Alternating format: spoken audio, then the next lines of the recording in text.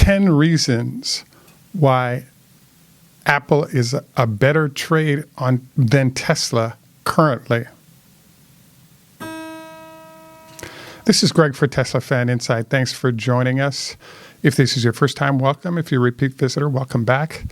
Wanted to also thank our Patreon supporters. If you're not a Patreon supporter, you're missing out on a lot of information that would help in your trading and investing process. So I was having a conference. So what happened is this morning I was sending out, we do shows during the week for our top line Patreon supporters. We do a show every day. It may be written or in this fashion, but I included a conversation I was having with one of our Patreon supporters at the top level regarding the fact that I'm currently heavily trading Apple right now, and I've sort of reduced my Tesla activity.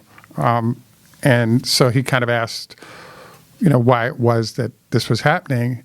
And I thought about it afterwards and realized that there are actually 10 reasons why I think Tesla or Apple is a way better trade than Tesla, at least for the next couple of days and definitely until we get to the S&P. The first item in the list is supplier leaking. So you'll notice that Tesla suppliers are extremely cautious when it comes to saying who they work for, how many of anything they're producing, or if they have any affiliation with the company. The noble exception is probably Panasonic because they're in the strongest position and cannot be replaced. But in the case of Apple, you'll notice that right now what drove and is currently driving the stock is not only the split of the stock that occurred on Monday, but the fact that it was just announced that several suppliers have articulated how many orders they've received in anticipation of sales by Apple. A, and B, those numbers have been confirmed across a number of suppliers. So this makes it really easy for you to sit down and say, oh, they're planning on 70 million units sold. If you put a $1,200 per unit price tag on that, you can kind of figure out what the revenue they're expecting is between, let's say, October when they announce and the end of the year, plus or minus, obviously. So that kind of predictability makes it an easier trade to understand in terms of how and why the stock is moving. The second component, I think, is what I call the Apple utility piece. So right now in my hand, I have an iPhone. The reason is it controls the camera that I'm dealing with. So the issue of utility is that I not only have Apple products, but I'm paying Apple $11 a month for the music service I'm not using. I'm also paying them for cloud storage I'm not using as well. And there are probably other ancillary items that I'll be adding to my ownership. But that monthly stroke to Apple of cash is actually sort of my IT department on the back end. So it works to actually continue to spend that money. And the growth of that utility business for Apple is a huge deal. So if you remember, we recommend Peter Lynch's One Up on Wall Street. And one of his recommendations is to target companies whose products or services you use on a regular basis. The next thing is I talk about is number 3 would be predictability. We know a phone is coming out next month and it's huge. We also know kind of a list of products that Apple is coming out with, and they kind of give us a heads up. And it's somewhat predictable when it comes out. With Tesla, we're really unpredictable. A big issue right now is the Y in China. We're seeing a number of them moving around, having been produced there, but no sense of when they'll be in scale produced. But we know it's coming, and it'll be a bigger sales vehicle than the Model 3. Number 4 is all the indices and managers have to own the stock, so consumers and big buyers are in the same boat. Now, there's an old statement from the old days that says that nobody ever got fired buying IBM. Now, what's interesting about that is that right now we're in that zone where nobody ever got fired by buying Apple. And the general idea is that if a money manager wants to do anything with capital that's coming in from investors and they bought Apple, even if it wasn't a great trade, they're like, forget about it. It was Apple. So people are encouraged to own certain stocks simply because they're reliable and all these folks have their products, et cetera. And so going wrong with them is never perceived as a problem. In the case of Tesla, obviously, they have limitations. Apple doesn't. For example, Apple's in the Dow, Apple's in the NASDAQ, Apple's in all these indices that require people to buy them. So as a result, you'll get push upwards of the stock when they're buying. Theoretically, you could get pushed down if they weren't, but doing well. But in general, you're seeing the issue of both consumers and large institutions buying the stock heavily. The sixth one we have is Apple Daily Ecosystem Test. So I've been, for like the last 10 years, I've had this interesting question going, which is to try to figure out which companies are utilities and which ones are not. So an example would be, think about Microsoft Corporation. Now, what you may or may not realize is that if you look around the room you're in, every company in that room is paying Microsoft monthly in some way for software. So it could be the company that Canon made the camera that I have in front of me. Apple made the computer. There are all these entities that rely on a Microsoft backend in some way, be it internet management, cloud computing, all these different things.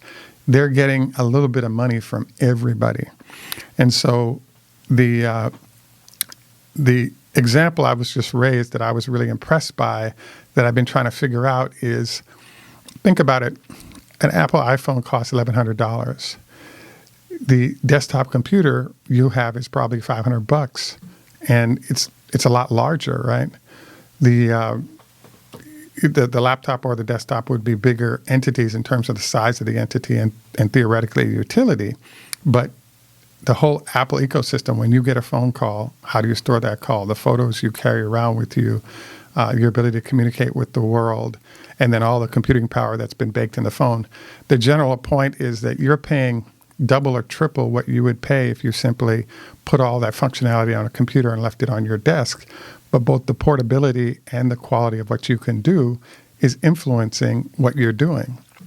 So one of the new metrics I've learned about from a professor at NYU is how much time you're spending in the ecosystem of certain companies. And for me, I do editing on my MacBook. I use my iPhone for photos, et cetera, control of this camera. There's a bunch of ways I'm using it. So there's a lot of time that I'm spending in the Apple ecosystem. And it illustrates the reason why I'm willing to pay to get their products and services, because better use of the ecosystem, I can get things done more efficiently. So I just think that Tesla's involved in this ecosystem phenomenon, but probably how they relate to your power grid is the most easy example of them spreading out beyond the sales that they're doing. So mostly in California, they're helping to put up large solar facilities, and then you have people that are riding the electricity as they're charging up at the supercharger facilities.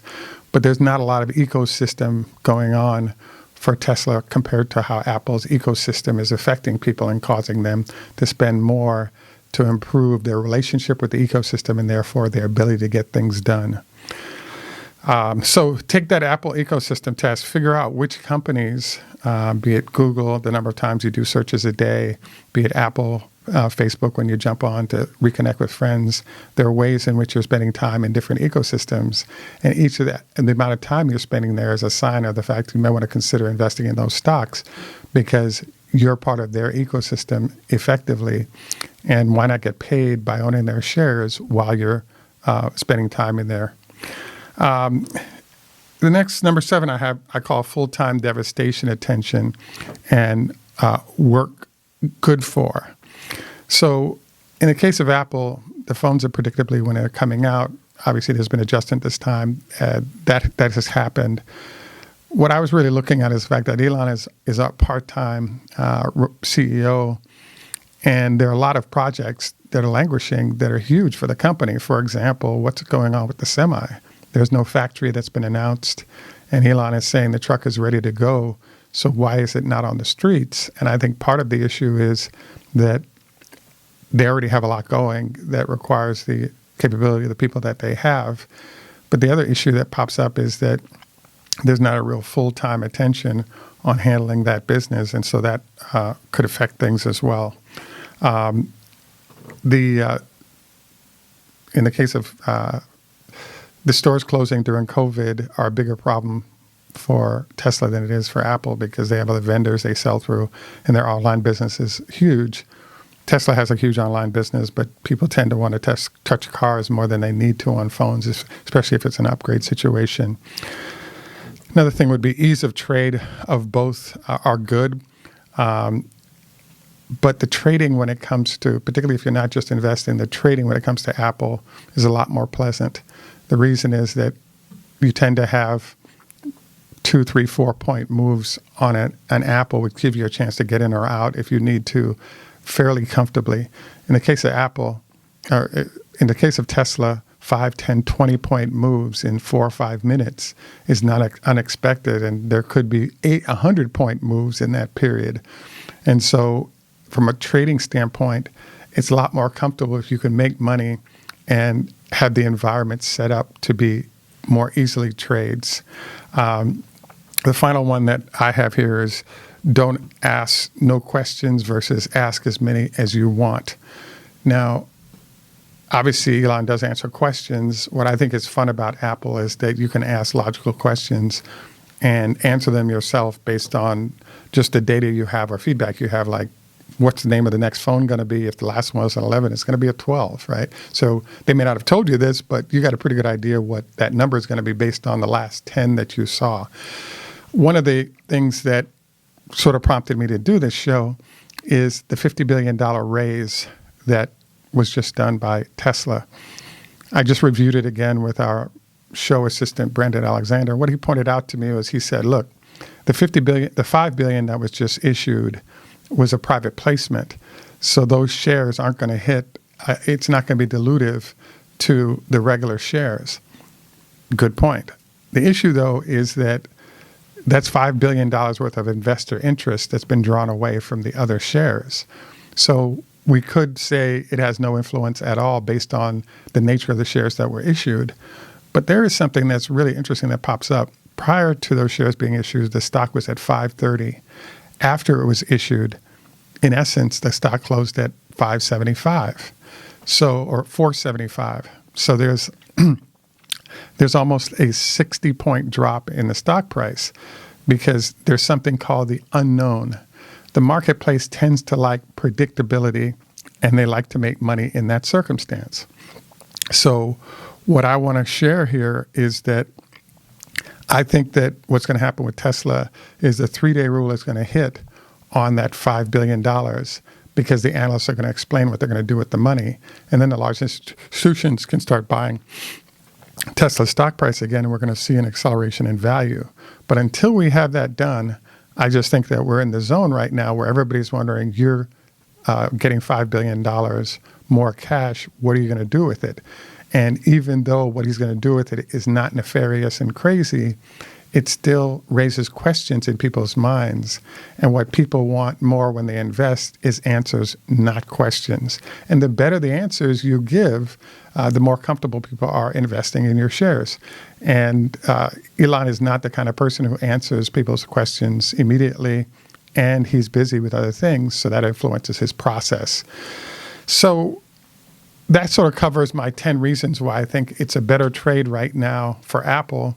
And I think that this will transition back to Tesla being a better trade as we have answers to these questions, and particularly the answer to the S&P question that's coming down the road. The next thing I wanted to review today is we're switching over from Tesla to our health tips. I wanted to note that I worked in sleep research at Stanford with a guy named Dr. William Dement. If you know what REM is, or rapid eye movement, he invented that. So I therefore want to make my segment on health today focused on your sleep patterns. So there's a concept called circadian rhythms, which means a circle. So your body operates basically on a 24-hour time clock. And what you want to try to do is not use an alarm clock and naturally allow your body to wake you up when it has had enough rest versus using alarm clocks, etc. So by, for example, going to bed earlier in the evening, it'll set you up for an earlier wake up in the morning. And if you use these more gentle processes for controlling sleep, you'll be a lot happier, a lot healthier, and a lot more comfortable because you're not sort of forcing your body to do what it does not want to do with coffee and other methods. So in classic sleep research, the suggestion is to try to go to bed at the same night every night for 2 weeks at least. And what you'll notice over that time is you'll start to develop a rhythm to know when you're comfortable studying or working, when you like to eat, when you want to go to bed, or when you want to wake up, and you don't have to artificially force that issue. So sleep is a very big deal. The one other note I would make on this is it's suggested by Dr. Dement that you do a nap sometime between noon and 2 p.m. Of about between 15 minutes, a half hour, because it turns out that that's the corollary to your deep sleep time at night. So you can set up better for the rest of your day with a nap snuck in there. So I hope you found this helpful from our health angle today. This is Greg for Teslafaninsight.